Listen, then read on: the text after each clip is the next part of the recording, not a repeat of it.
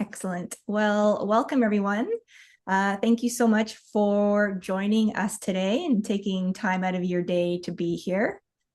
I'm just going to be admitting folks as I see them come in.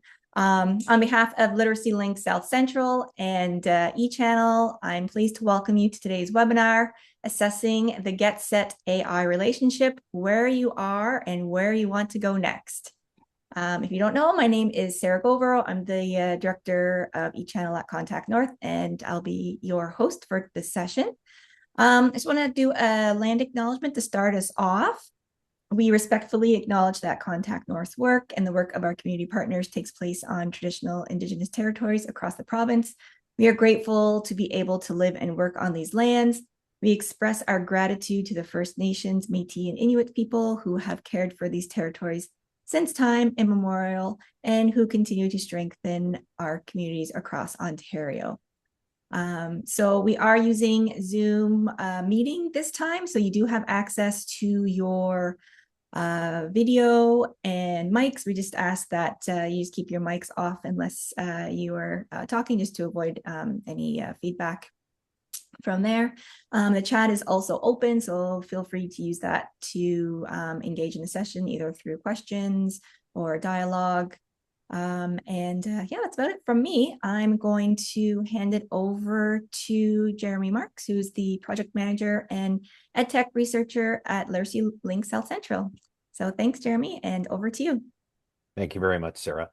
Well, it's great to be here again. And as Sarah was indicating with her question about doing a recording, one of the things that I would really like to do is I would like to provide a fair amount of opportunity for us to have conversations today, because one of the things that I've had the ability to do is take a look at the feedback that we have received, not only from past webinars, but also feedback regarding AI Bytes. And one of the things that had already kind of been in my mind before reading that feedback is that we've been doing this now for a couple of years. And in that time, AI has gone from being, I don't know, something of a novelty, let's say, to being something that we all hear about all the time, maybe too much. It definitely seems like, depending on what your newsfeed looks like, AI is constantly being discussed. And so one of the things that I feel very strongly about is I recognize that there is a difference between a lot of the hype that's out there about AI and about the kinds of things that are going on in the world of technological development versus what does it actually look like in our programs? What does it actually look like in our learning spaces? And I've had some very good feedback about that from people. And so that really, those, let's call it the contrast between what's going on in the press, what's going on in the media, and what we're actually seeing in programs is really at the heart of my presentation today and what I want to talk to you about. So I'm going to go ahead and share my slides with you. I'll put those into full slide mode here. There we go. So I wanted to approach this really as taking stock after 2 years of AI Bytes. And so at this point, I imagine that everybody has probably had a chance to peruse at least one version of AI Bytes in great depth. And so I always like to acknowledge the work of Carolina Cahoon, my co-writer, co-researcher. She really is my go-to person in terms of her level of expertise about the latest developments in AI technology. She's extremely well informed. And one of the things that she has pushed for and that I have strongly supported is the fact that, again, we've been trying to give people access to information about new developments that we sense would be, at the very least, good to know about in the event that you feel that you could use it or would like to experiment with it in your programs. That's sort of, that's the way that we have approached it. But one of the things that we've also started to feel ourselves, and I definitely have been getting this from people as well, is that we're moving more in the direction now of the, call it the downside of AI. And in the latest version of AI Bytes, which you'll see, we discuss that. We discuss some of the downsides, not just in terms of the environmental footprint of data centers, but also really trying to ask questions now about, is AI really shaking things up in the world of get set? And, if it is or if it isn't, are the changes that AI either brings or promises really that beneficial to us? And so I am the kind of person who I like to be able to say, hold two different thoughts in my head at the same time. One, what can AI do for us? What are its benefits? But also simultaneously, what are its drawbacks? What are the concerns or hesitations that we have. And so, as I mentioned, I want to get into that. So here's the agenda for today. I want to talk just briefly at first about really asking this question, how important is AI? And then getting more into a discussion of how AI is influencing our work in Get Set. Do you feel that it's helping you specifically in the work that you do? What kind of an influence is it having, if any, on your learners? And then questions about where do we go from here? Because AI Bytes is going to continue, but it is going to change in terms of our focus. And then also, I've had a number of people talk to me about the fact that there's this sort of question in the background now of, do we need an AI strategy in our programs? So I will conclude our discussion with that. All right, so I just want to give people a little bit of a background of some statistical data that's been made available by Stats Canada about AI's role in the workplace right now, as of the basically getting into the mid 2025 into late 2025. That's the best available data I could get from StatsCan, but it raises this question about how important is AI in the workplace? And one of the reasons I wanted to raise this is because with dealing with learners is that when people are trying to anticipate the types of digital skills that they're going to need, as well as problem-solving skills, it can be beneficial, of course, to think about where are they possibly going to encounter AI. So according to StatsCan, the sectors of the economy which value AI most right now are information and cultural industries, professional, scientific, and technical services, and then finance and insurance.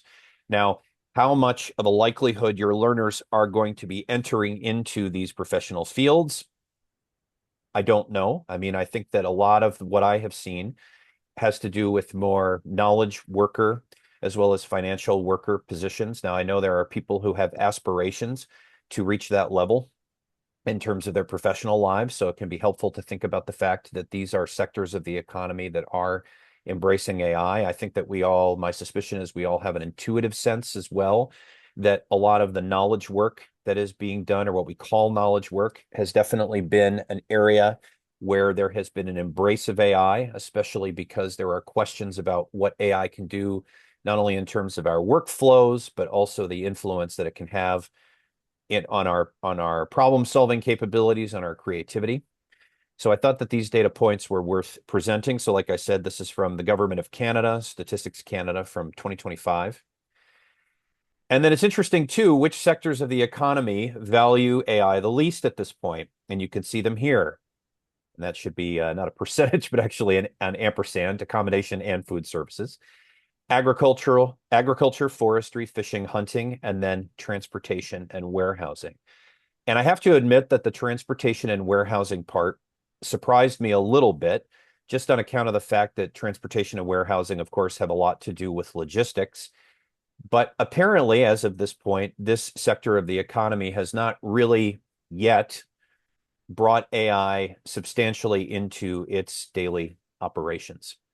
So again, I thought that this would be some interesting information to share with the group, especially because I'll be curious to see if any of what I'm showing you here is a surprise to anybody, or if this fits with your own perceptions and knowledge about the Canadian economy, not just in Ontario, of course, but across the country. And then as well, I found this chart to be an interesting one to consider. So the level of importance in artificial intelligence investment by business operations in the second quarter of last year. And as you can see, the largest slice of that pie is not relevant. You know, that investment in AI has not yet become a priority, a majority priority across sectors of the economy. And so this is another example, in my view, of how what statistics show us and what businesses are reporting is different than the kinds of things that we're likely to see in the news feeds that we get.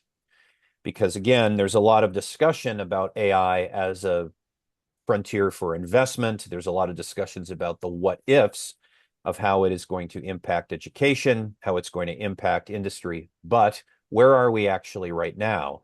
So as of the second quarter of last year, Statistics Canada reports that for at least 41.2% of businesses that responded to their survey, investment in business, using AI to invest in business operations, is not relevant, or perhaps not yet relevant.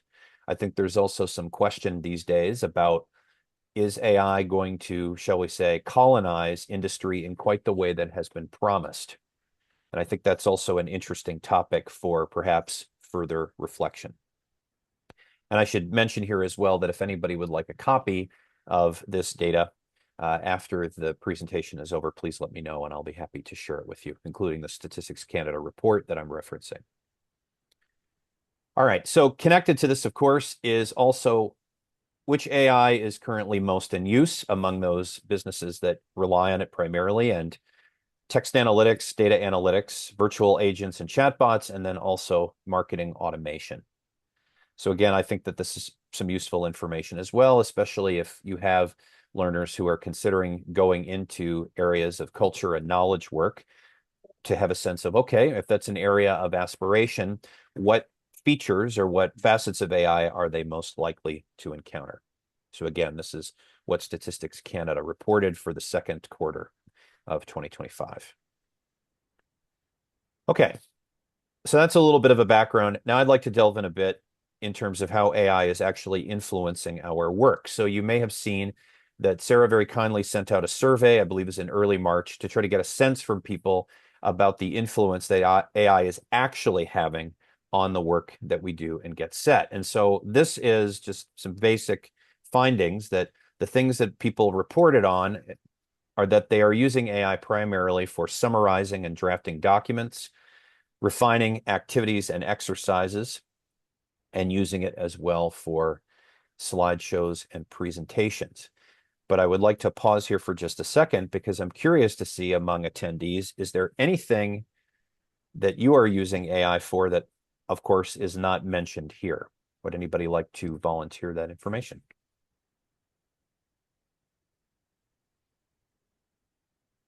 Or do you feel that this is pretty consistent with the way in which you are and your programs are using AI currently? All right, so Michael, you mentioned research plays a substantial role. Okay. And Michael, if I can, if you don't mind my putting you on the spot a bit, can you tell us a little bit more about the way in which you are using AI for research purposes?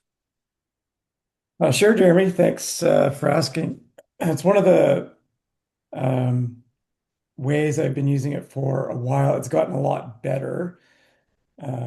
Most of the models have a deep research function attached to them, whether it's Gemini or ChatGPT, Perplexity.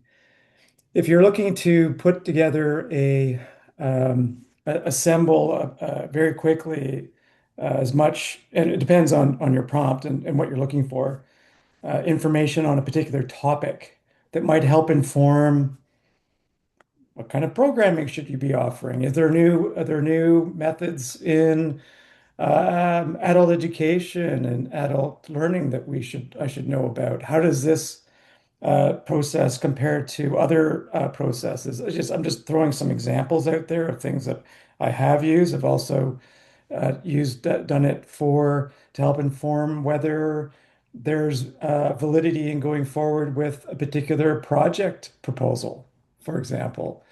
So it's a good way to get a lot of information coalesced into one space very quickly, and it gives you sources. So you can actually go and check the sources to confirm that the information is valid, which is very helpful.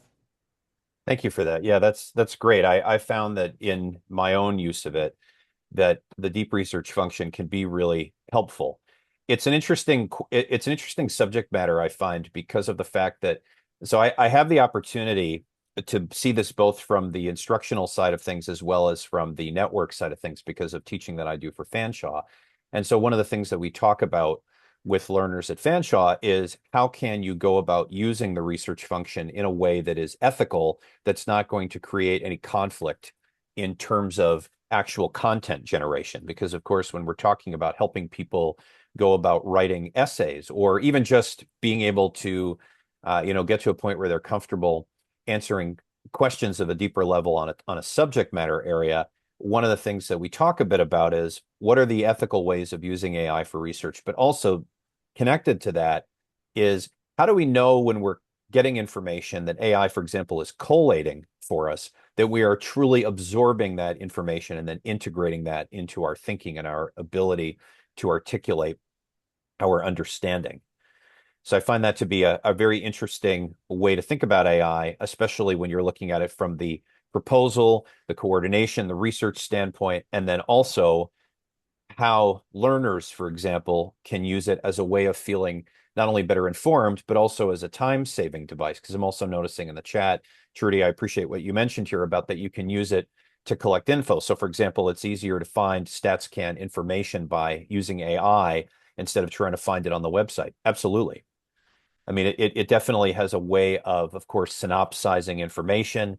I know that there are AI companies now that even offer software programs that allow you to you can upload digital books, you can upload articles, and it can provide you with a synopsis of the key points. And of course, you can write prompts to try to get it to give you the type of synopsizing you want, which can be extremely helpful.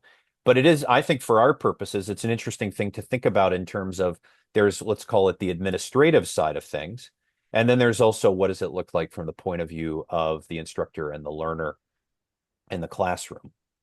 And then Barb, I see what you put as well about using AI demos to help learners and understand how to use it ethically, right? And that, yes, it's an ongoing work in process or progress. Absolutely. So this, this question, I think, about the pros and cons of this, I think is just from my own standpoint, one of the most fascinating aspects of this discussion, because I think it's always worth looking at it from the point of view of what is the perspective of the instructor, of course, what is the perspective of the learner, and then also what is the perspective of the network, and how can those things not only be integrated, but also what type of a lens, what type of metrics do we use to take a look at the effectiveness of AI? There we go. And then also I was asking people, what would you like from AI? So some of the, many of the responses I got back had to do with new ways of creating learning, and then also finding and using appropriate tools for learners, which again, I think is fodder for a further discussion. But like I was just asking a moment ago, is there anything that you would like to see from AI that, of course, is not listed or even implied on the slide that you see in front of you? What would you like to get from AI, whether again, at the network level, at the instructional level? What are you looking for that you currently don't have or currently do not have access to? Very curious. And I should add, if anything, because there's also that question too. Do you already have what you need?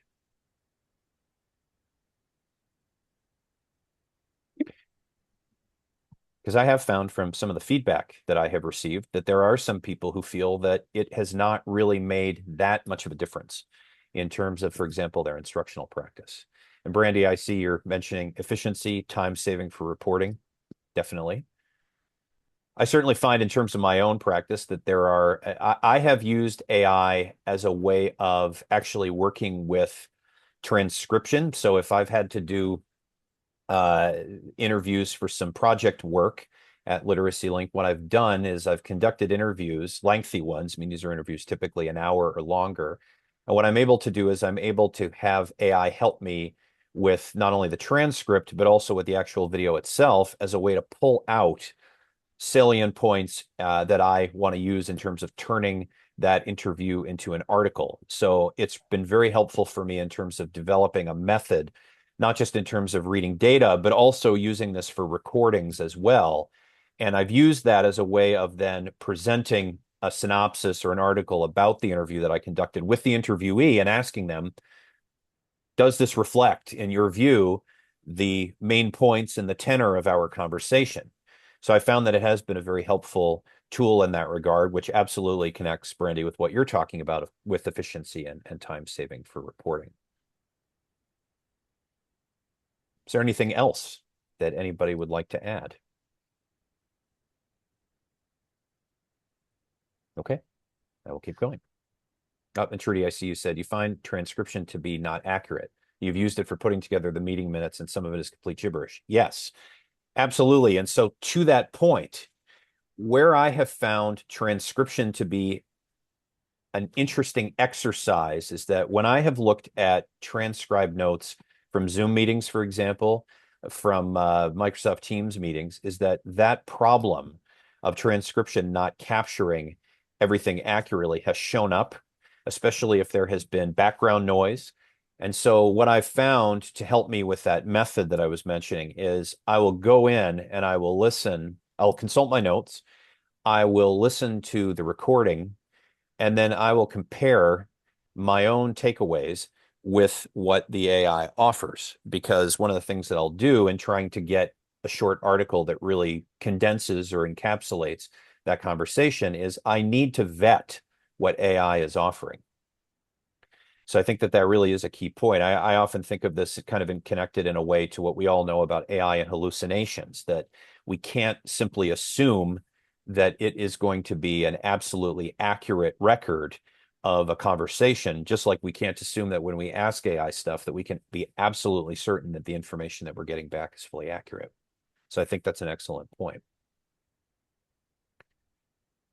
Okay, so connected to this, what I'm also interested to know is how you feel AI is helping or hindering you, or is it doing neither? And I put that doing neither in there with a little bit of a sense of humor, but I am serious when I say that I am interested to hear how people feel that it has benefited them, how it has maybe not benefited them, or we could even look at it from the standpoint of, are things really that different 2 years in from the way they were, let's say, in early 2024? So I'm interested to get some perspective on that. So as you can see from the slide that I have here, I want to start a bit with the negatives. So can anybody, both verbally or in the chat, provide us with a bit of feedback about some of the questions that I have here? So I want to start out with the what worries you question. Is there anything about AI in the get set realm that is causing you disquiet or concern? I'm very interested to know.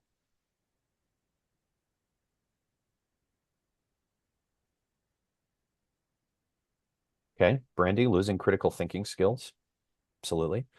Brandy, if you don't mind me putting you on the spot as well, can you talk a little bit more about that? That's something that we talked about in one of our AI Bytes webinars, about trying to make sure that critical thinking isn't lost. So do you mind speaking a bit more to that? I'd love to hear it. Yeah, can everybody hear me? Yes. Okay. I'm trying new headphones today. Anyways, I've been listening to some podcasts and stuff, and I feel like because I think critical in the state of our education, so it's kind of like a bigger, broader world perspective where if we're increasingly relying on AI, that we're going to not be able to use those skills. Like if we get AI to do it for us, then we will, yeah, just become a little bit more lazy and lose those critical thinking skills. Like we don't need to think about it because AI has already done the thinking for us, right? So, I think that that's like a concern globally as well from the podcasts that I listen to about where we're going with this. And then that's going to trickle down, right, into um, you know, uh democracy. Right? Like Yeah. if we don't have those critical thinking skills, then, bigger picture, then we just are listening to what is being told to us and not really actually being able to evaluate for ourselves and decipher what is real information and what is um, not real. I So think I try about, to, yeah, when I go to, when I'm doing my reports and stuff, I'm like very cognizant of trying to just do it myself. And then you use AI as like a supportive tool instead of going directly to AI. And you have to, and like you said, you have to vet everything because sometimes it's very generic and, it's easy to come up with these generic points, but they're not specific to what I was asking. Do you know what I mean? So, absolutely. yeah. Well, you anticipated a question with that too, because and Brandy, if you don't mind speaking to this as well, is that with the great description you just gave, is there anything that you feel is there a change in your own thinking or a change in your own approach to your work that is a direct result of AI that you feel you're even, let's say, combating a little bit? So when you're talking about vetting information and how important it is to obviously not take Hmm. everything at face value, is there anything Hmm. that you've noticed in your own thinking that has shifted over the past couple of years where AI is concerned? Um, Good question. Let me think on that. I know it's not an easy question. Yeah. Yeah, because I know it's there and I know I can use it. I know that it's not necessarily efficient yet for me. Um, but I guess because I do have those foundational critical thinking skills, like if I do an AI research or an AI summary or something, I always I always vet it and I always look and then I look to the sources. So it's kind of like added a process. Like I'll get AI, the AI answer, and then I follow through and check all of the sources to make sure that they're, credible. So it's changed the process a little bit. Um, in terms of workflow, it has sped up my workflow a little bit, especially when it comes to like the ministry reports, for sure. Mhm. When, you've got 2,000 words in a field and I've got, 3,000 words, it's really good for condensing, for that work. But other than that, yeah, I try to use it with hesitation. Well, I think this also suggests, correct me if I'm wrong, the element of professional development that comes with this too, which is that when we're being asked, and I'm going to get Michael to the observation you made in the chat in a moment, because I think these are linked, is that there's this question as well of we've developed and cultivated expertise in our field. AI comes Hmm. along and it provides opportunities, of course, as it often is presented to us as helping us be more efficient, creative, use less time, Hmm. all the kinds of things that we often hear about with automation as well, that it's going to make things easier. But there is this other question, which I know we're getting at here too, which is that what type of a relationship does it create with our own? I often think about it as we have our expertise, our understanding of our work, a new device or a new technology comes along, kind of inserts itself into that relationship. And then we're left with the question of, okay, how much do we trust our own judgment? How much do we, know that we can fall back on our own skills and experiences? But then also too, and Michael, I think this gets to your point, how much do we also grasp the capabilities and the nature of the new technology? So Michael put in the chat that, a concern is that the Get Set field doesn't have the capacity to understand AI and learn how to work with it in ways that support that work. Michael, I'm again going to turn to you about that because I think that's a really important point. Can you speak to that a little bit further if you don't mind? Sure. I mean, the like any other new change in how we do things, and I'm moving more away from framing AI as a tool as opposed to something that is much more beyond that. And some would suggest it's actually a shift in behavior. Hmm. Take what you want from that. Um, the technology, however, as it is technology, is moving so fast and changing so quickly. I think that the for it to be overwhelming is entirely possible, and it is possible that's often the case. So you'll hear folks saying that it's too much to try to take on, and I get it.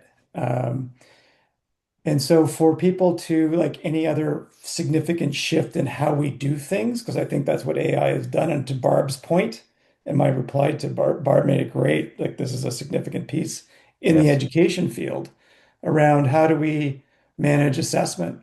How do we, engage with students or learners to ensure that they're doing the learning and those competencies are being built, right? So this is a significant shift that needs to occur. And so even understanding that's the impact of the technology, not necessarily the technology itself. So there's a lot of moving parts.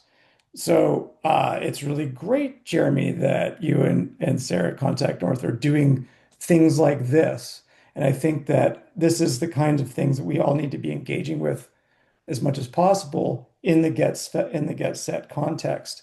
So try to frame it in a way that it's going to be more approachable and achievable for folks in the field to be able to incorporate those changes, those shifts that the technology is having on their practice.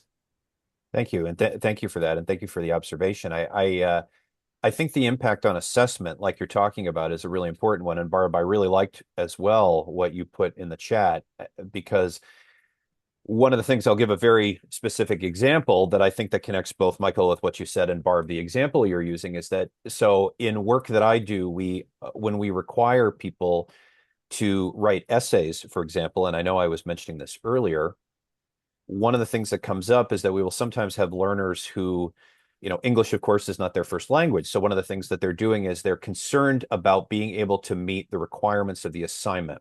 And they want to make sure that they write fluently and effectively, of course, because they take the work seriously. But what they will do is they will write the essay in their native language, and then they will use a translator to translate it into English. And of course, what happens? That shows up, that's flagged as AI. That's flagged as not being their own work, because of course, the act of translation is a separate skill. It's a separate form of communication.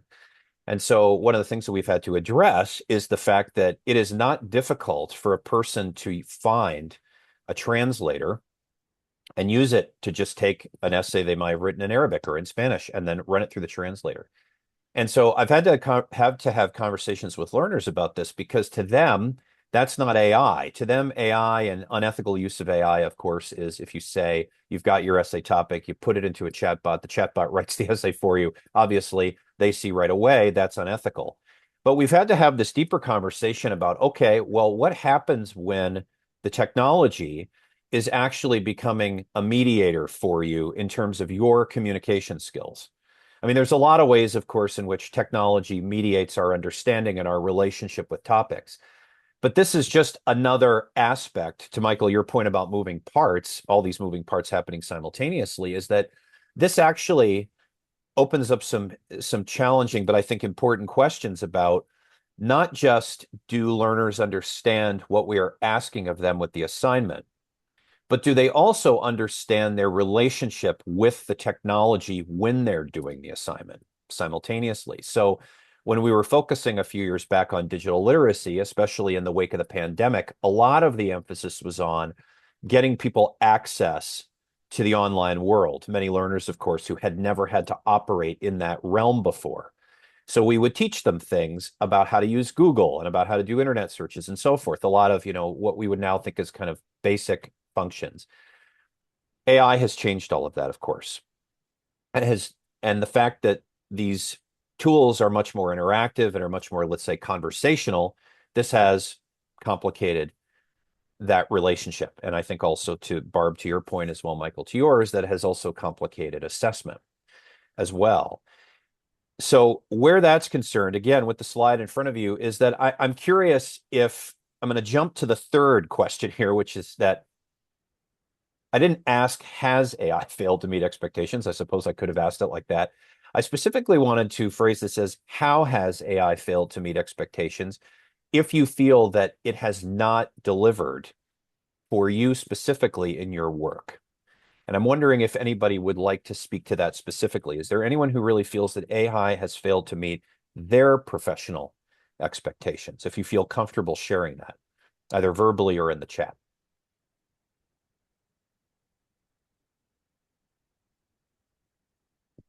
I'm very curious about this, because one of the things that Carolina and I have received with some of the feedback is that people have said that, again, there's a lot of hype with AI. The question is it actually, we hear a lot about its various functionalities, but can it actually deliver for us in ways that are really directly relevant to the get set sector? And again, I think, Michael, this speaks to what you were saying, which is there's that aspect. And then there's also the aspect of, what do we have to do as professionals to better understand and engage with the technology to kind of bend it, I suppose, to our, to our specific needs and approaches. So is there anybody who feels that AI has failed to meet their expectations, or is there just a general consensus here that actually it hasn't?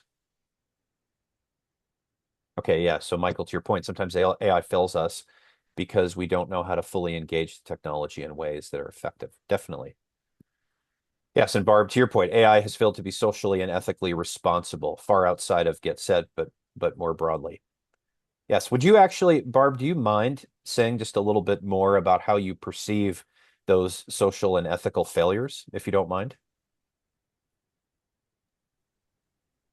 Sure, Jeremy. I'm really speaking broadly about the some of the really unfortunate situations we hear about in the media where, individuals are engaging with AI to a very sad end in Hmm. terms of, mental health issues, even as far as suicides and so on, and the lack of acknowledgement of the companies like OpenAI in terms of their moral and ethical responsibilities around allowing that to happen.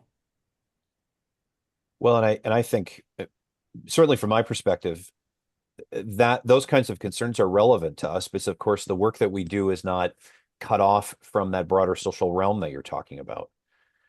Because one of the things I'm going to be asking about in a moment too is your perceptions of AI and your learners. So I think I agree with you that that's a really important point because there is this broader social context that certainly has an influence, just like there's a broader economic context that influences the relationships that we have with our programs and, of course, with our learners. Okay, so I mentioned as well, as you can see with the slide here, a bit about what the potential positives are. I think that if you've taken a look certainly at the AI Bytes newsletters that we've put out, I think many of the things these questions are implied in the work that we've done. How has AI enhanced digital skills? One might ask if it has enhanced digital skills, because I recognize too this is going to depend on the individual, both the professional as well as the learner. Has AI encouraged autonomy and curiosity? I mean, one of the things that I know has come up is the question of if AI provides us with the ability to learn how to do new things. I kind of think of this as, in some ways, as the YouTube effect, if you like, which is that a lot of people talk about how YouTube has been really helpful for them in terms of learning new skills, because when you go on YouTube, you can learn all kinds of things, and there can be really excellent training videos, educational videos in a wide range of fields that people can use and then learn how to do everything from learning musical instruments to, repairing their plumbing, again, within reason. But that where AI is concerned, has it been helpful in terms of being able to not only synopsize documents like a StatsCan report, as we were talking about earlier, but also I think all the time where digital skills are concerned, that if you're having trouble using an interface, can AI be really helpful in terms of pointing you to the right steps in terms of figuring out fixes? So, for example, in our office, we use Outlook. There are times where I'm having little challenges with Outlook, and I will use our bot as a way of just giving me some reminders about where to find a certain function. That way, I can fix it. It saves me a lot of time.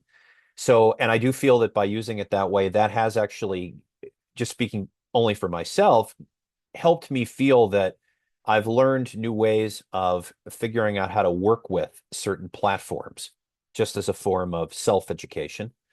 And so, yes, Michael, AI as a coach and a tutor. I think this is a very, another important aspect about this is that can we use AI as a type of coach or tutor as far as, reinforcing and enhancing our curiosity, and with our curiosity, our autonomy, that confidence that we have that we can figure things out by knowing how to utilize critical thinking in ways to ask better questions and go about, figuring out the how to do when we're engaging our digital skills. But the question here, number three, which is going to pivot to the next topic, which is that do learners find AI helpful in their lives?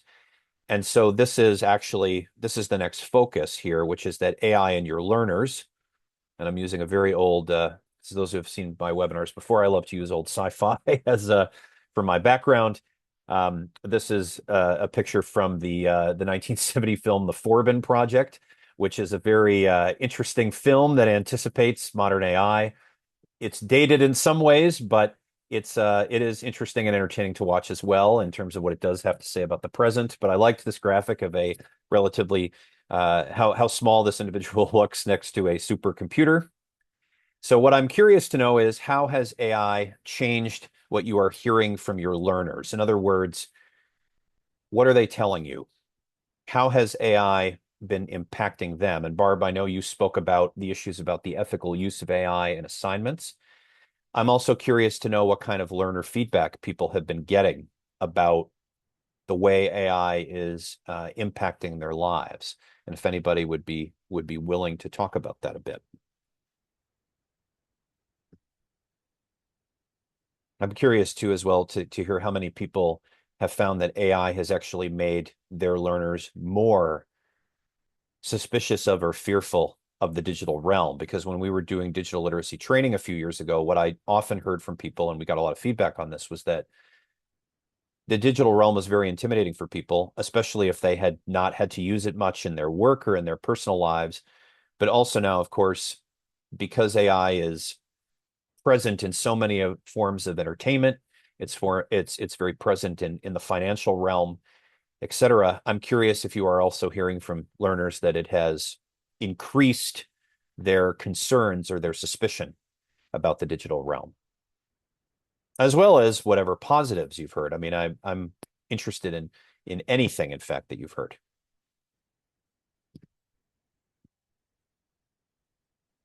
Is there anybody who can speak specifically to the way in which AI might have made learners more fearful of having an online presence or using computers?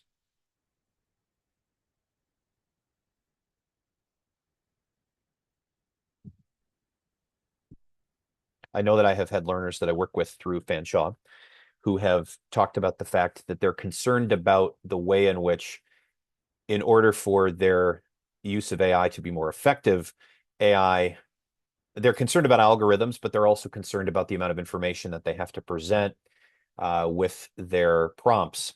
And so there's some suspicion about, how is this information stored?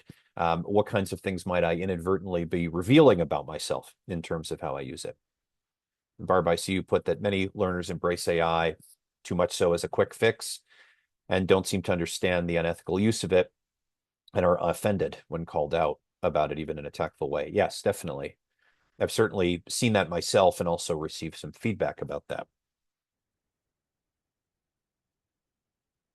Barb, if I may ask you as well, when this happens, I'm curious to know, do learners feel that the ones who are using AI perhaps in an unethical manner, what is their primary objection to being called out about its use? Is it because they lack an understanding of the distinction between ethical and unethical use, or is it more just an annoyance that, this is a very convenient tool that we have. Why should we have to have strict rules and guidelines for it? If you wouldn't mind speaking to that a little bit. I think in some cases, yes, it's because they, for whatever reason, truly don't understand, what it means to use it unethically. But I think honestly, most that I see are um, are just trying to get away with it and are really not pleased when our diligent instructors figure out what they're doing. I mean, I've seen assignments that actually have Chat GPT prompts visible in them, Right. and yet they still deny that they have used AI. So it is excruciatingly time consuming for instructors to manage these kinds of challenges, as I said earlier. So to really answer your question, there's both. There's students who don't understand the ethical versus unethical use of it, and there's those who fully understand the unethical use of it and just don't like being found out.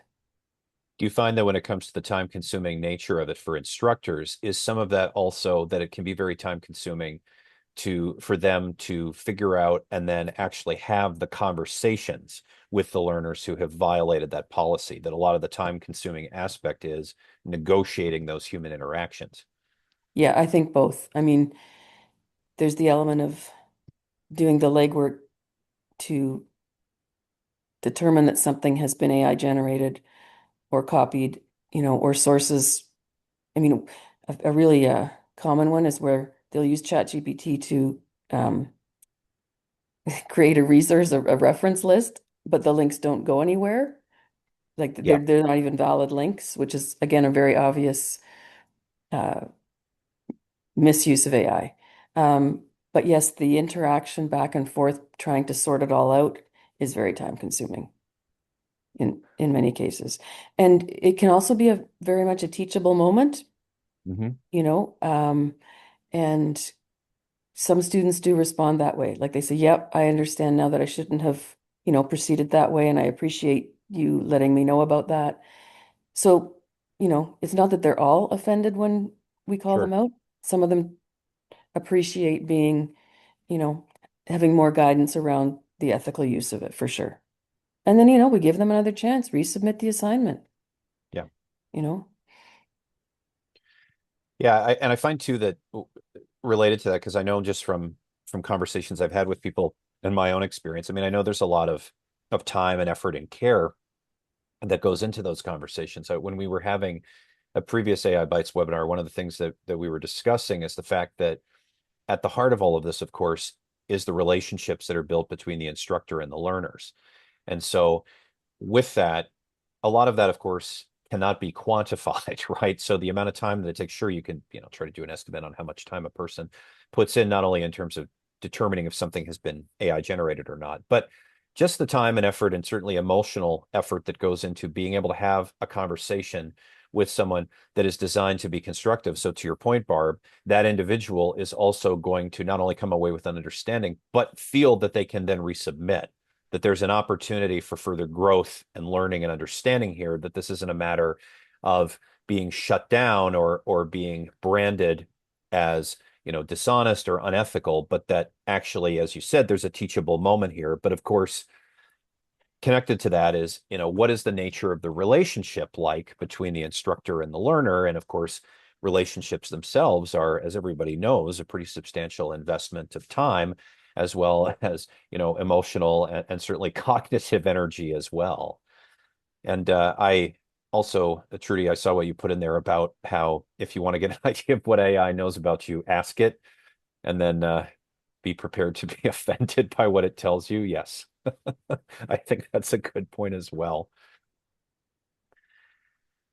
So there's definitely, I appreciate everyone's feedback here and for being willing to share these things, because, again, one of the things that is motivating this discussion and this webinar specifically is, and I know I've talked to Carolina at length about this, we want to make sure that the discussion about AI and the use of AI is really always balanced on, Michael, what I think you were saying earlier, which is that how do we go about developing and encouraging and achieving an understanding of the use of the technology that is always respectful and aware of the very substantial time demands and emotional demands that are placed on the instructors, for one thing, and how we go about doing that. And I feel like that in and of itself, of course, is a topic that certainly requires further discussion. But like I said, I wanted to take the opportunity to delve into that a bit here. So I really appreciate the feedback that people are providing. And I definitely would, as I think I've said in past webinars, I would love to hear more. So if there are stories or examples that you would like to share, definitely feel free to email me.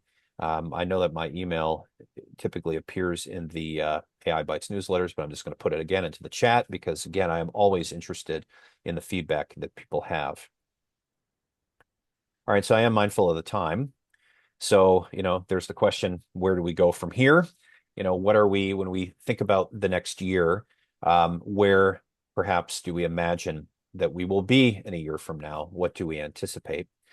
And so connected to that is this question, and I think we've been really getting to it already, is that do we need AI? And if we do we need more of it?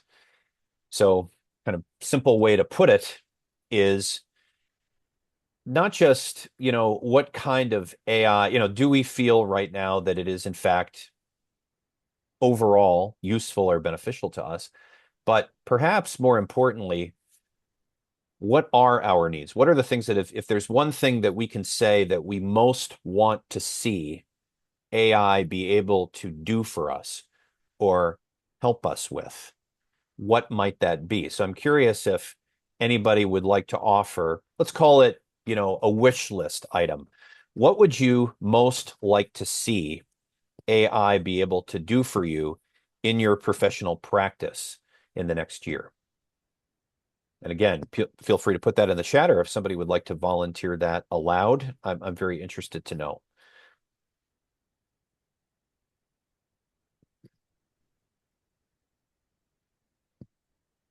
As I'm asking this question, I'm trying to think of what my own answer to that would be. I mean, one of the things that I find comes up a lot in the work that I do, not just in a network supporting people, but also in the teaching that I do, is finding ways to really get at what Brandy was talking about earlier, which is the critical thinking component. Because I think that, and Brandy, I appreciated how you put that critical thinking observation into a much broader democratic and social context, which is that if we really appreciate the importance of critical thinking in terms of its role, not only in educating ourselves, in helping us along our, educational and professional pathways, but also from an autonomy standpoint, our ability to be good citizens, our ability to make informed decisions, how might AI actually be able to help us with that?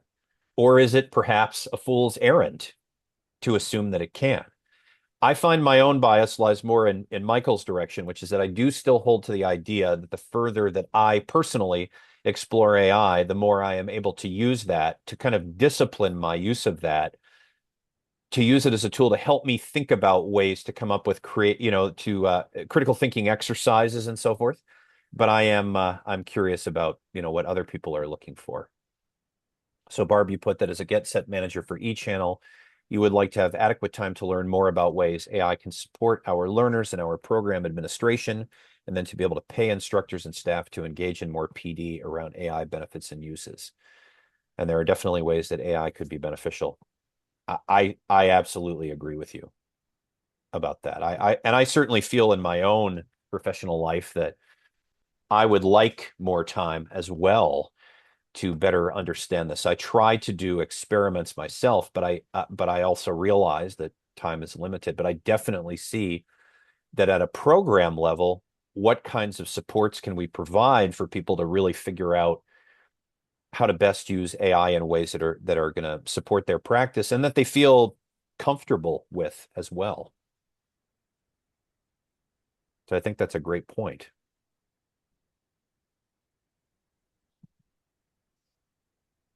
And one of the things, Barb, as well, that I like about what you put is that maybe the question isn't so much about more or less AI.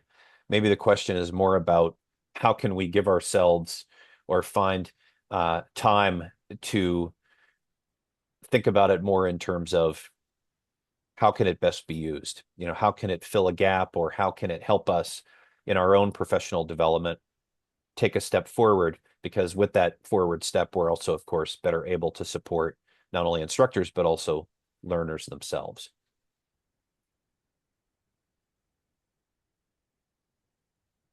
All right, before I move to the very last question of the day, I just want to make sure if anybody has additional things that they would like to add. All right, Josh, you put that maybe have AI help us translate meetings or PDF files into audio files. I like that. I think that's a great point. One of the things that Carolina has taught me a lot about is the question of accessibility. We do a lot of work and have done a lot of work in the past about universal design for learning and accessibility. So I love your point there, because there are a lot of people who do better using audio files or having PDF files that are writable, that are interactive. So I think that's an excellent point. I really like that, because the accessibility factor, of course, is always really important in the work that we do, and obviously in terms of the experiences of learners. So thank you for that. All right, so final thought or final question. I know I mentioned this at the very beginning. Is it time that we explore, and AI Bytes could certainly help do this, building AI organizational strategies? And I realize it's a very large question. So what I'm really asking here is there interest among this audience about looking for guidelines into thinking about developing an organizational strategy where AI is concerned?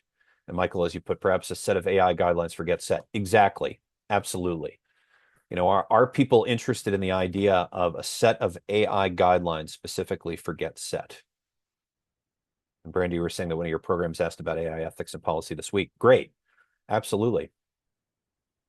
And I think this fits in with the conversation that we've been having, right? Because I'm thinking, Barb, about what you've talked about the amount of time and effort that's involved in helping learners. And yes, Michael, I see, right? Universities struggle with this. Absolutely. I mean, what Caroline and I think Sarah as well are interested in is that if we're going to help provide some guidelines or help provide some suggestions about developing guidelines, is how can they really be good, workable guidelines that are actually relevant to your work, but that also, of course, are designed to help you come up with methods that are going to save you time and are going to help you feel very comfortable that you've got a framework in place where your staff can make decisions and take steps that they feel really good about, comfortable with, and that they know are highly ethical. Not to imply that people aren't already doing very ethical things, because I know that you are, but I'm also thinking, is it time for these guidelines, this framework that we're talking about? So I'll make this simple.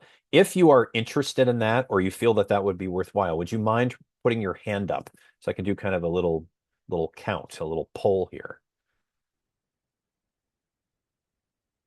The way I can see. Great. Obviously, the goal would be that when we come up with these guidelines, we would make them fully available to everybody within GetSet. So, they would be there for people who want to use them. But that's great. I'm glad to see that people are really interested in this. And Barb, I see you're starting to look at an AI ethics policy for the CSC. Yeah, it definitely is new ground, and it's something that we've been talking about as well at the Literacy Link office, because AI has also obviously been a priority for us, not just in terms of AI Bytes, but with the project work that Literacy Link does.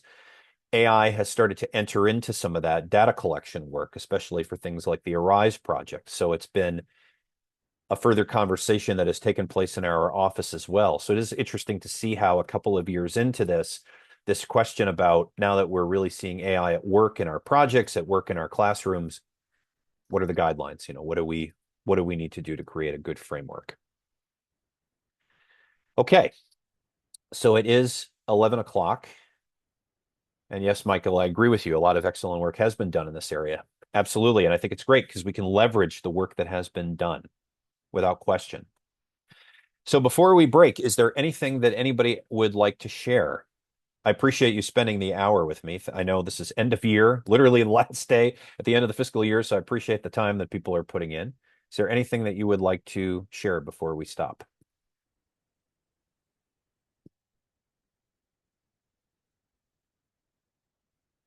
And like I mentioned earlier, please feel free to reach out to me. Thank you, Barb. Glad you enjoyed it. I am always available for for conversation, and I really appreciate the input that people have to offer, because again, to what Michael is saying, I agree. A lot of really terrific work has been done, and of course, our goal is always collaboration. That's what we're about. That's what we want. We want as many perspectives as we can get. Okay.